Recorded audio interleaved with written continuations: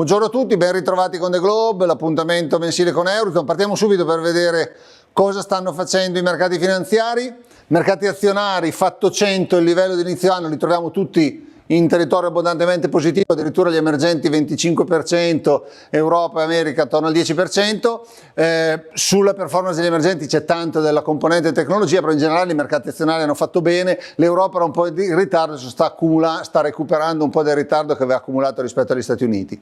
Mercati obbligazionari anche qua fatto 100 all'inizio anno, nel complesso stavano accumulando rendimento prima dello scoppio della guerra, correzione dopo la guerra, adesso c'è questo recupero della componente obbligazionaria grazie molto all'effetto cedola, sono cedole importanti, con le componenti yield e credito che sono in positivo e tutti gli altri, comunque tutti i mercati azionari sopra o comunque agli stessi livelli dell'inizio dell'anno. Quindi complessivamente mercati finanziari che stanno andando bene, a dispetto di un contesto geopolitico complesso, perché ormai sono quasi 2 mesi e mezzo che viaggiamo col prezzo del petrolio a cavallo dei $100, sopra e sotto, a seconda che il mercato tema l'escalation o punti ad un accordo di pace che poi riporterà il prezzo del petrolio a livelli non troppo distanti da dove era prima dello scoppio della guerra. Effetto di tensioni geopolitiche più che compensato da temi macro, lo dicevamo già nei mesi scorsi, in particolare un ciclo di investimenti in infrastrutture, in tecnologia, in intelligenza artificiale molto forte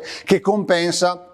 più che compensa le tensioni di natura geopolitica e sta creando una forte accelerazione dei profitti. Questi sono i profitti a livello mondiale attesi in crescita molto sostenuta quest'anno, l'anno prossimo, addirittura anche nel 2028. Quindi questo è il tema che spiega per quale motivo i mercati e l'economia hanno resistito così bene a queste tensioni geopolitiche che sono tuttora in corso. Anche gli indicatori delle imprese ci dicono che effettivamente c'è una buona tenuta dell'economia globale. L'indicatore di fiducia per quanto riguarda gli Stati Uniti, gli emergenti, qui c'è la Cina, sono sopra la linea di espansione, c'è un po' di rallentamento in Eurozona dove un po' per la vicinanza geografica alle tensioni, un po' per la maggiore dipendenza delle importazioni di energia dell'Europa rispetto ad altre aree, c'è un po' di rallentamento, ma un rallentamento comunque contenuto. Quindi l'economia globale tiene, i mercati azionari lo premiano, i tassi di interesse sono un po' restati in tensione per la pressione sull'inflazione. E infatti con la tenuta dell'economia globale le banche centrali sono più orientate a rischio inflazione che non a rischio crescita.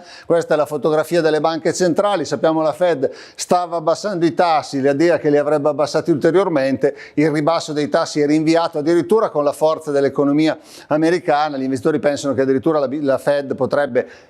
fine 2026, inizio 2027 fare un ritocchino verso l'alto. La Banca Centrale Europea, a dispetto appunto abbiamo visto un po' di rallentamento in Europa, però ha come mandato l'inflazione, quindi è persino più severa della Fed, pronta ad alzare i tassi, probabilmente lo farà già a giugno. Vuole giocare d'anticipo rispetto a un rischio di un'inflazione che sia persistente, quindi c'è l'idea che la BCE possa alzare i tassi un paio, 2 o 3 volte nel corso di quest'anno, proprio appunto in funzione preventiva rispetto al rischio inflazione. Quali le conseguenze sui mercati finanziari? Beh, l'abbiamo visto un po', ci sono state un po' di turbolenza sui mercati obbligazionari, i tassi a scadenza della parte duration pura, quindi della parte tedesca, sono un po' risaliti. Se ci sarà un accordo di tipo Iran-USA, il prezzo del petrolio scende, c'è spazio per una ridiscesa, un po' di tassi governativi, però nemmeno troppo probabilmente, perché comunque il sostegno a tassi che rimangono relativamente elevati viene appunto da un ciclo economico globale resistente e buono. Questo è il motivo per cui noi ad esempio abbiamo ridotto un pochettino le posizioni sulla pura duration, quella priva di rischio, preferendo gli spread, il credito, l'investment grade, la yield e gli emergenti, dove c'è un maggiore rendimento e un maggiore flusso cedolare in un contesto appunto di crescita economica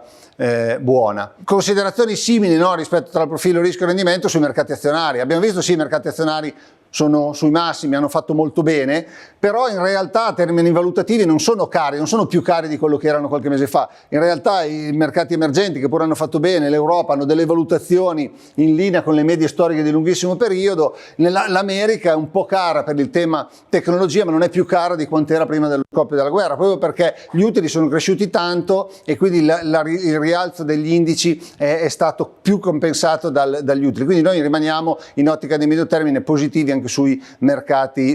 azionari. Infine uno sguardo sui mercati valutari, dove in realtà non sta succedendo granché, cambio dollaro-euro sostanzialmente fermo, diciamo, con un po' di rallentamento in Europa, forza dell'economia americana, ci si potrebbe aspettare un dollaro forte, però abbiamo visto che la Banca Centrale Europea è persino più severa della Fed, quindi questo mantiene il cambio sostanzialmente in equilibrio, pensiamo che rimarrà sostanzialmente là, motivo per cui noi sui nostri portafogli abbiamo un atteggiamento di valutario che si dice neutrale, cioè in linea con quelli che sono i pesi nell'interno dei benchmark e dei portafogli di riferimento. Questo è quanto per il The Globe di questo mese, io vi ringrazio per l'attenzione, vi do appuntamento al The Globe del mese prossimo.